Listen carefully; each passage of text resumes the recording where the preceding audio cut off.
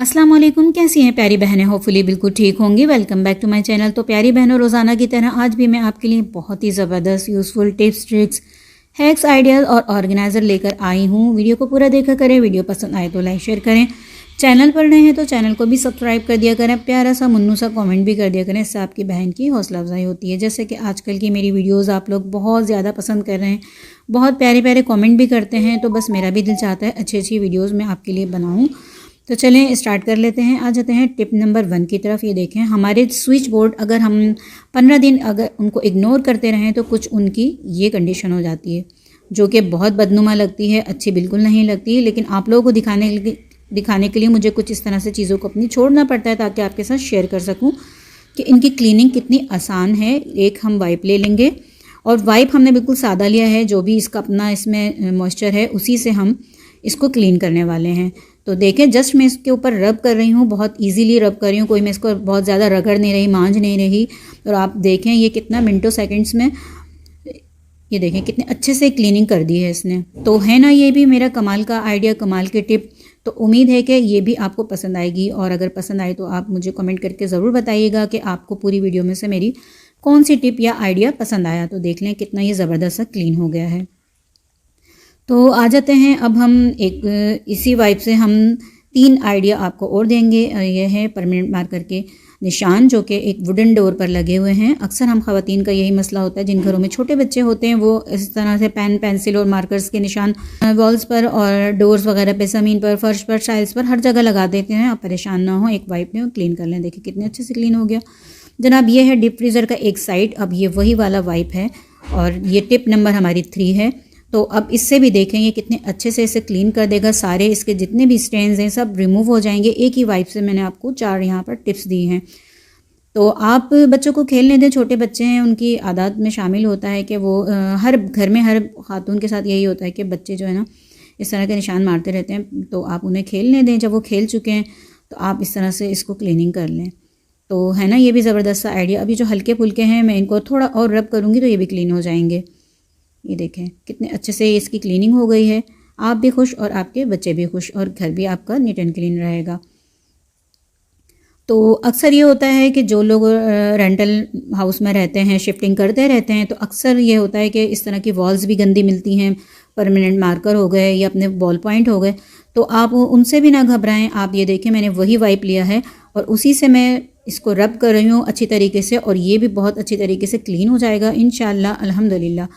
तो उम्मीद है कि मेरी पूरी आज की वीडियो आपको पसंद आएगी। मेरी एक बहन का कमेंट आया था कि वाइट फर्नीचर पर से हमें बॉल पेन के निशान हटाना सिखा दें। तो इंशाल्लाह इसी वाइप से आप बॉल पेन के साइन अपने फर्नीचर पे से भी हटा सकते हैं, लेदर की चीज़ों पर से भी हटा सकते हैं। बैग हो गया, फर्नीचर, सोफ़े, हर चीज़ पर से आप इस वाइप से हटाएं। और अगर वाइप से नहीं हट रहे तो आप ले लें जनाब एक रूम स्प्रे अपने फर्नीचर पे से दाग साफ़ करने के लिए, या बॉडी स्प्रे, इंशाल्लाह क्लीन हो जाएंगे। आ जाते हैं अपने टिप नंबर 5 की तरफ। ये देखें इस तरह की बॉटल्स तो हमारे घरों में बड़ी फेंकती रहती हैं इधर उधर, और फिर एक दिन कचरे की नज़र हो जाती हैं। तो भाई आप उन्हें संभाल के रखें। और कुछ ख़वातीन ऐसी होती हैं जो अफोर्ड नहीं कर पाती, कि जिनके पास इस तरह की दाल वगैरह के कंटेनर नहीं होते, या वो ख़वातीन जो कि बहुत ज़्यादा ग्रोसरी कर लेती हैं और फिर वो सारा उठा के बचा हुआ जितने भी दालें वगैरह होती हैं उनको फ्रिज में रखती हैं। तो फिर ये देखें 1-1 किलो की दाल के पैकेट्स हैं, अगर हम फ्रिज में रख देंगे डब्बों में डालकर तो कितनी स्पेस जाएगी। तो आप देखें जस्ट हमने इनको जो बॉटल कट की है उसमें हमने इसको शॉपर को इन किया, ऊपर कैप लगा दिया, और ये बहुत ही खूबसूरत लगने लगे हैं। अब आपने इनको करना क्या है मैं आपको अभी दिखा देती हूँ। इस तरह से आपने एक बास्केट ले लेनी है। अब आप इसको फ्रिज में रखें, किचन कैबिनेट में रखें, किचन काउंटर पर रखें। ये बहुत ही खूबसूरत लगेगा और बहुत ज़्यादा स्पेस भी नहीं लेगा। अक्सर हम ये वाले जो हुक होते हैं यूज़ करते हैं और एक दिन इनकी स्टिकीनेस ख़त्म हो जाती है तो हम इन्हें फेंक देते हैं। तो प्लीज़ आप इन्हें फेंकें नहीं है। अब हम इनका रीयूज़ कैसे करेंगे मैं आपको इसका रीयूज़ करके दिखा देती हूँ। जस्ट आपने ले लेना है डबल इनसाइड टेप, और हम इसको अपने हुक के हिसाब से ले लेंगे कि कितना छोटा बड़ा चाहिए, जितना इसके पीछे था, क्योंकि ये पहले भी इसी से ही चिपका हुआ था। और जनाब इसको हम हटाएंगे और हम स्टिक कर लेंगे जहाँ वॉल पर हमें जिस चीज़ को भी हैंग करना होगा। यहाँ मैं आपको फौरी तौर पर लगा के दिखा रही हूँ, लेकिन कम से कम भी 8 घंटे बाद आप इस पर लटकाएंगे तो ये ज़्यादा। अब ये देखें मैं इतनी हैवी हमारी ये सीज़र है, इसको भी मैंने इस पर लगाया है तो ये भी इंशाल्लाह नहीं गिरेगी। लेकिन फिर भी मैं आपसे यही कहूँगी कि 8 घंटे आप स्टे कराएं, उसके बाद आपने इसको यूज़ करना है। अब ये देखें, एक जब भी हम इस तरह का जो सेलो टेप होता है इसको यूज़ करते हैं तो इसका जो हम कट करते हैं वो वाला पार्ट खो जाता है, हम ढूंढते ही रह जाते हैं। तो बस एक आसान सी ट्रिक है, आइडिया है कि आपने उसको एक बार यूज़ किया, मिल गया आपको, तो आपने उसमें लगा देना है कोई सेफ्टी पिन, बाल पिन या टूथपिक।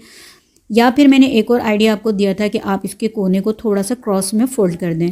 ये देखें, इस तरह से हम इसमें ये लगा देंगे पिन, और उसके बाद हम इसे छोड़ देंगे। तो आप देखिएगा कि ये इसका जो सिरा है ना वो इधर उधर नहीं खोएगा कभी भी। जब भी हम कट करेंगे तो इससे हम चिपकाने के बाद जब भी हम किसी चीज़ से चिपकाएंगे तो थोड़ा सा इसको बड़ा हुआ काट कर इस पिन को लगा देंगे, फिर कट करेंगे और ऐसे ही छोड़ देंगे। तो इंशाल्लाह आपको नेक्स्ट टाइम फिर प्रॉब्लम नहीं आएगी। तो उम्मीद है कि ये आइडिया भी पसंद आया होगा। अब ये देखें, इस तरह के हम पास्ता के हमारे साथ उमूमन ये होता है कि इसके जो ये पैकेट्स होते हैं इसमें जिप्स लॉक भी आते हैं, इस तरह से ये पैक होते हैं। और लेकिन जब हम इन्हें ज़्यादा यूज़ कर लेते हैं, खोलते बंद करते हैं और यूज़ करते रहते हैं तो ये ख़राब हो जाते हैं। तो इसी तरह ये मेरा बड़ा वाला पाउच ख़राब, इसका जो लॉक है ना ये ख़राब हो गया है। तो मैंने रबर बैंड चढ़ा कर रख दिया था। अक्सर हम ख़वातीन इसी तरह के सोल्यूशन ढूंढ लेती हैं घर में कि भाई टेम्परेरी कुछ कर लेते हैं तो रबर बैंड चढ़ा के रख देते हैं, तो इससे वो थोड़ा सा सॉफ्ट हो जाते हैं, नमी आ जाती है। तो बस आपने इस तरह से फोल्ड करना है और आपके घर में cloth clip, paper binding clip, इस तरह के क्लिप्स होते हैं, आप इन्हें इस पर लगा दें, फिक्स कर दें और ये फिर आपका जो है एक तरह से एयर टाइट हो जाएगा। और अंदर जो भी कुछ आपने इसमें रखा हुआ है वो बिल्कुल सॉफ्ट नहीं होगा, नमी नहीं आएगी। उम्मीद है कि आइडिया पसंद आया होगा। तो बस अब आप इसे चाहें इसी तरह सारे ही हम कर लेंगे और फिर इसको एक बास्केट में रखें या कोई और आपके पास छोटी ऑर्गेनाइज़र आपने इस तरह का रखा हो घर में, उन सब में आप इन्हें फिक्स करें। और चाहें तो अब अपनी किचन कैबिनेट में, यहाँ देखें मैं बास्केट में रख रही हूँ और मैं अब इसे किचन कैबिनेट में भी रख सकती हूँ, फ्रिज में भी रख सकती हूँ, जहाँ मुझे स्पेस नज़र आएगी मैं वहाँ इन्हें रख दूँगी। और ये देखें, ये जो हमने एक और ऑर्गेनाइज़र बनाया था इसे भी रख दूँगी, आपकी मर्ज़ी। अब आ जाते हैं एक और आइडिया की तरफ, टिप की तरफ। आपने प्याज को किस तरह फ्रीज़ करना है, आपने प्याज को अपने मुताबिक कट कर लेना है, मोटा बारीक जैसे भी आप कट करें। एक कंटेनर में डालें, एयर टाइट कंटेनर ले लें, उसमें डालें और आप इसको फ्रीज़र में फ्रीज़ कर लें।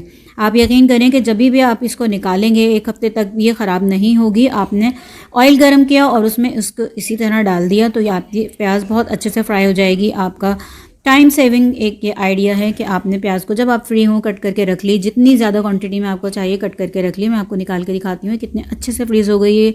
ये नेक्स्ट डे का हमारा सीन है।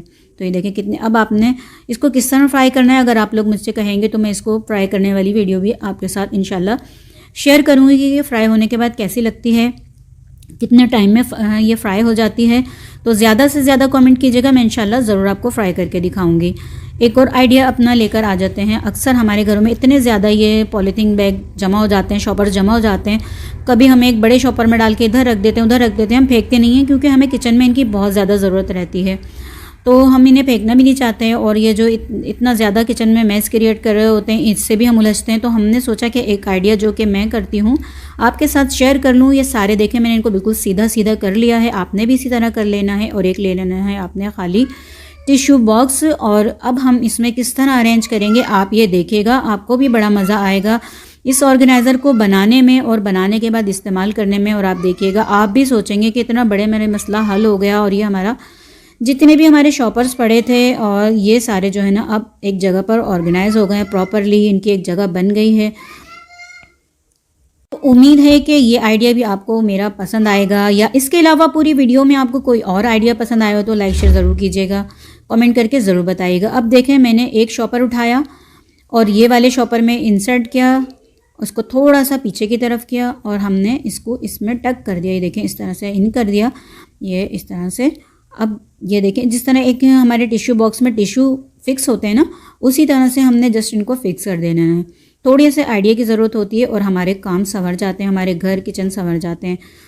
तो कैसा लगा मेरा ये आज का आइडिया, आज की मेरी पूरी वीडियो में से एक आध भी वीडियो पसंद आई हो तो कमेंट करके ज़रूर बताइएगा। प्यारा सा मुन्ना सा कमेंट कर दीजिएगा, तो इससे आपकी बहन की हौसला अफजाई होती है। चैनल पर नए हैं तो चैनल को भी सब्सक्राइब कर दीजिएगा। अल्लाह हाफिज़।